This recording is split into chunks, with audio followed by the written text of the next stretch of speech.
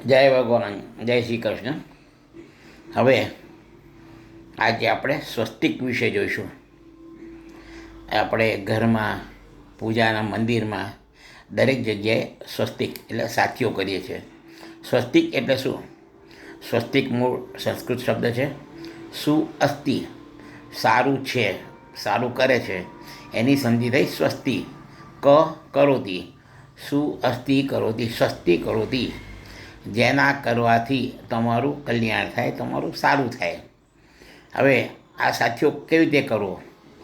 તો કંકુમાંથી પહેલાં ચોકડી કરવી, રેડ ક્રોસ કરવો, એના 4 પાંખિયા કરવા.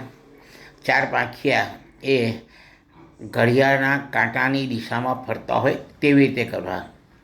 એટલે એક સુદર્શન ચક્ર જેવું થશે અને એ તમારા દરવાજામાં સુદર્શન ચક્ર જેવું ફરતું હોય એટલે જ્યારે કોઈ ચક્ર ફરતો સ્વાભાવિક છે, અશુભ વસ્તુ નજીક આવવાની જ નથી, દૂર જતી રહે. એટલે નેગેટિવ ઉર્જાઓ દૂર કરવા માટે દરવાજામાં, પૂજામાં, ધંધાની જગ્યાઓમાં સ્વસ્તિક કરવાનો નિયમ છે.